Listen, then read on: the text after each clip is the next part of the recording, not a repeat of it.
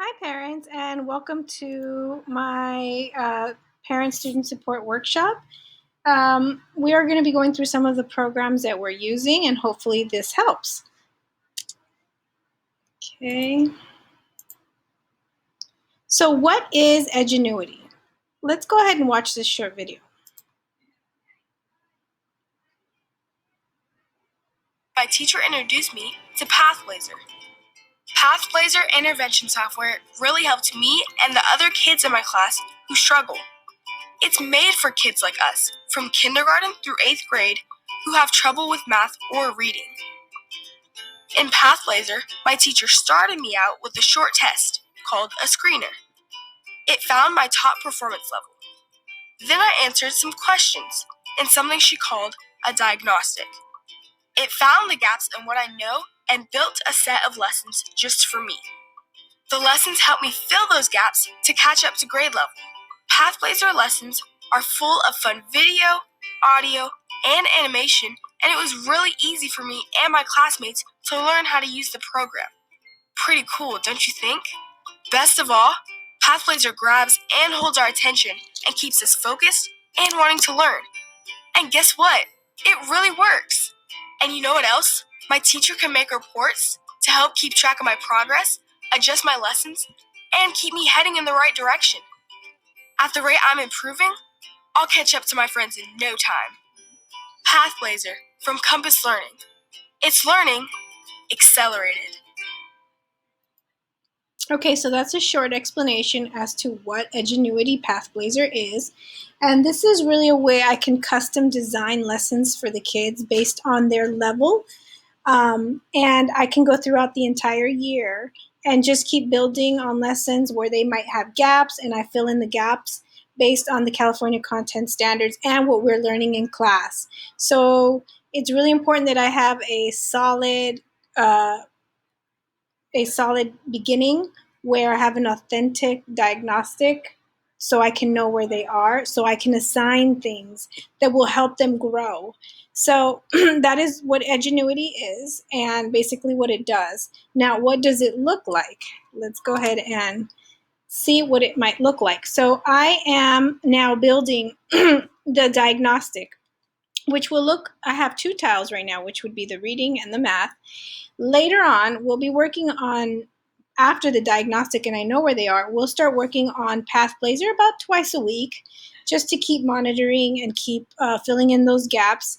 But for now, the diagnostic and the work is every day so we can get used to it. So once you open up one of these, for example, the math, you'll see a star. And you'll see some tiles that are blanked out. Those blanked out tiles, they don't need to work on those because they either already have achieved them or they're not necessary for this grade level. So you just follow the stars. As soon as you open a tile, you'll open up another tile, and this will be like the lesson objectives that they need to complete. Once they've mastered them, the tiles go blank. So 1, click; 2, do the star; 3, keep going. Let's see what this video has to show.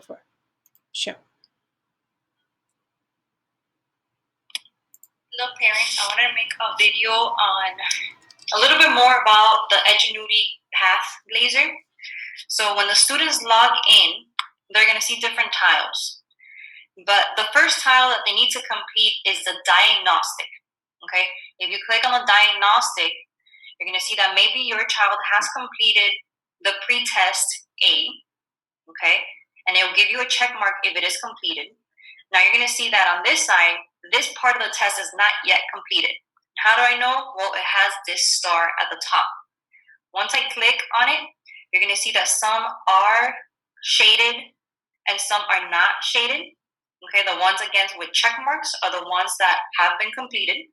The next one that needs to be completed again is the one with the star. Once this one with the star is completed, you will see that the other ones will be shaded again. And the one with the star, that's the one that needs to be completed. Once the students have completed the diagnostic, this tile will change from the diagnostic to the student's ELA, Independent Learning Path. Okay, so this tile will become an unlimited amount of lessons at the student's grade level that they will need to complete over the course of the summer to practice their reading skills. Now, once they are assigned a lesson or a daily assignment, it will come up on the next tile. Sometimes it's 2 tiles, sometimes it's just 1 tile. If you click on it, you will see that the ones with a star need to be completed. Okay, so this one will need to be completed, the second one and the third one. If I click back home, there's a second assignment for today, Tuesday, and it's week 2, Tuesday. These 2 parts of the assignments have been completed. The next one that needs to be completed is the third tile. Once this third tile has been completed, then the star will move on to this one. Once all of them have check marks, the assignment will automatically disappear. And to see where the assignments go, you would click on the profile, okay? And you will see that the ones with the blue filled paper completely filled means that the assignments have been completed. The ones with the paper that's halfway filled means the assignment is not yet completed. Okay, hope this helps. Oh, and one more thing before I log off. In order to save the student's work, they must click log out. They cannot click the X button to exit the page. They have to first click log out. Hope this helps. So parents, as you can see, one of the most important things to take away from this part of the presentation is the log out button. I cannot stress that enough. The kids, if they are working on their assignment and they feel like they need to take a break, have them log out, because if not, their work will not be saved and there will be a lot of tears. So make sure that they always know where the log out button is. I've made some effort to show them where it is, and hopefully they're listening, but remind them if they're working, did you log out? That would be very, very helpful with tech support for the kids. All right, how can I best help my child? Well, we really want to foster independence in second grade. In first grade, they still needed your help, but in second grade, they're very capable of doing all of these assignments on their own. I've made it so that they will learn and hopefully eventually in a few weeks be able to independently access everything. So how can I do this? Encourage problem solving. Instead of logging in for them, ask them, what did your teacher tell you? How are you supposed to log in? Where can we find this? Ask them questions. Don't give them answers. Don't log in for them. Don't assist in a way where you're giving them the answers. Make sure that you're asking the questions. There's only 2 real main sites that we're going into, which is Schoology and ClassDojo. Inside Schoology, there are a lot of apps that they'll be able to access, but I'll be teaching it to them slowly. Praise them for self-confidence. Now, that doesn't mean tell them they're pretty or they're smart or they're handsome. You can always do that, of course.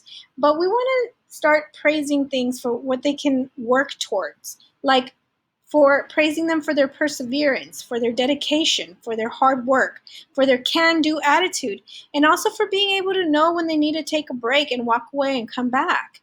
Those are things that they can work towards improving so they can become independent, confident workers. Also, check in, but don't hover. Ask them, how are you doing? Do you need any assistance? But don't hover over them, pressuring them, and making them feel like they cannot have their independence as far as being capable of doing what they know how to do. Ask questions again, but do not give the answers. If it's a math problem, Mom, I don't know the answer. Well, what did your teacher tell you? Where can we find this answer? Don't just try your best to hold back and not give them, Mom, how do I spell this? Well, let's sound this out. Is there something online we can search? Did your teacher give you a word book? Show them where they can find answers, but don't give them the answers. Offer technical support, of course, but when you're offering this technical support, make sure they are watching and learning at the same time, and guide them through self-advocacy. That means make sure that if they have a question, they can ask me. Tell them, email your teacher. I want them to learn to stand up for themselves, to ask questions, to be responsible for their own advocacy, to say, hey, I need help, and to trust that they are important enough to be listened to. Okay, so we want to encourage that. Have them email me, have them ask me a question. The next day, say, did you ask your teacher? Let's ask your teacher, but have them do it. Okay, why shouldn't I help my child complete assignments? You may offer them guidance, ask meaningful questions, and have them message the teacher for support.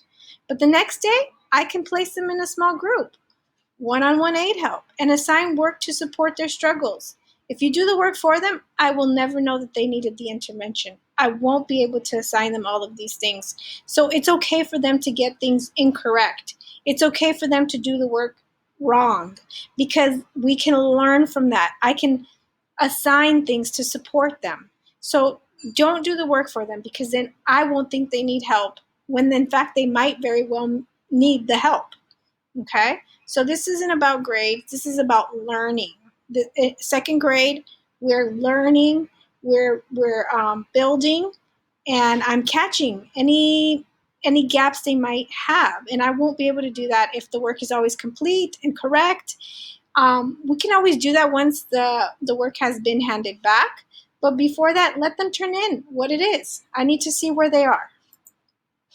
Rewards. So some of us are asking, like, what kind of rewards can I give?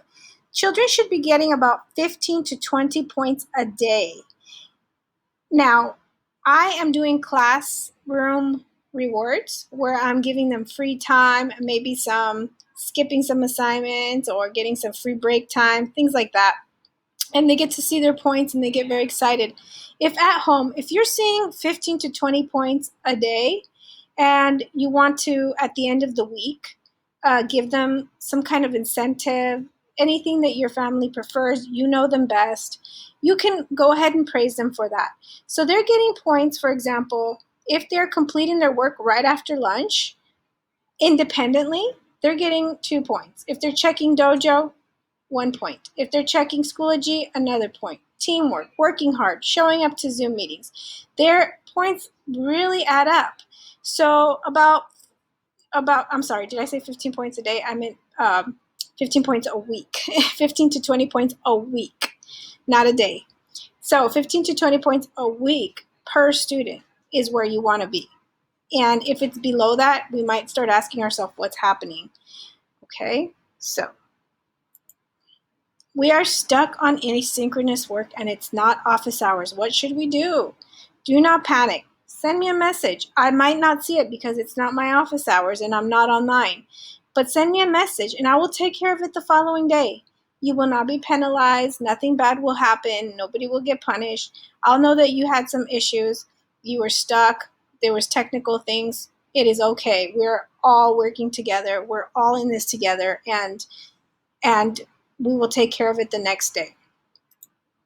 So here's some troubleshooting in case you do get stuck. Always try the refresh button. In Schoology, this tends to pop up a lot. Say you're loading a document, you get a little sad face. Go to the corner right here where you see the little sheet of paper and an arrow. You press it and it'll reload the document, opening it up. If none of these things are working, refreshing, reloading, try restarting your computer. That seems to help almost all of the time. Okay, I hope that helps. Now, we're having technical difficulties and the teacher is teaching right now. She's in session. If I am teaching and it's during the day, you can contact the office. Valerie Aguilar is our bilingual office tech. She can always help you. And Miss Castanian, Kathy, she can also help you. So maybe you need help with the link or with my Zoom ID, or you lost something, call the office. The schedule should still look like this. Breakfast in the morning from 8 to 9 o'clock. 9 to 9:30, start getting ready, logging in, seeing what might happen. But I will not start until 9:30 every day. So at 9:30, that's your Zooming time. That's the time we're going to take care of social emotional learning, English language arts, and math. From 11:30 to 12, that's a little bit of when I'm telling the kids, to go to dojo, to go to Schoology, start checking out what might be happening after lunch. Go take your lunch break. And at 12:45, I expect for the children to come back and do their asynchronous work. This is where I individualize work like Edgenuity. There will be other sites and other things they'll be doing during this time that is individualized. But I need them to come back to finish so that by the end of the day, around this time, they can fill out their Google form that's in a pink folder in Schoology and tell me that they are finished. At 2:15, I expect for the day to be done. I don't want kids staying up late at night doing homework. I want them to enjoy the rest of their day, decompress, get some exercise, spend time with the family. The school day should be done by this time. We are in a very compressed time. They're doing a lot in that short amount of time span. We are covering everything except the exercise and those other things that we usually do get done in school, the social time. So minus that, believe me when I tell you they're getting everything they would get during school, but they need the socialization and they need the exercise, which I would hope that is happening during this time after school. Okay, so teacher, I need a hotspot. I need a Chromebook. So you can always call this number, 213-443-1300, if you need support. But here I'll include a link and a password to where you can order a hotspot or a Chromebook. So here's the link. You go in here and you type in SD 2020. You log in and you'll get this form, and it's a device checkout. Go ahead and fill it out, all of it. And when you come, if you already have a device, meaning you have a Chromebook, when you come to pick it up, just tell them, I don't need the Chromebook, I just needed the hotspot. Again, there'll be a phone number for that here, and here's the form and the link, and there's the password. Okay, so I hope this clears some things up. As usual, you can always message me and I will get back to you either the same day or the next day if it's after office hours. And I hope you're off to a good start. I hope you're beginning to feel a little bit more at ease and knowing that we have your child's best interest 100% at heart. So I will see you soon. Thank you, parents, for everything and for your support and your patience.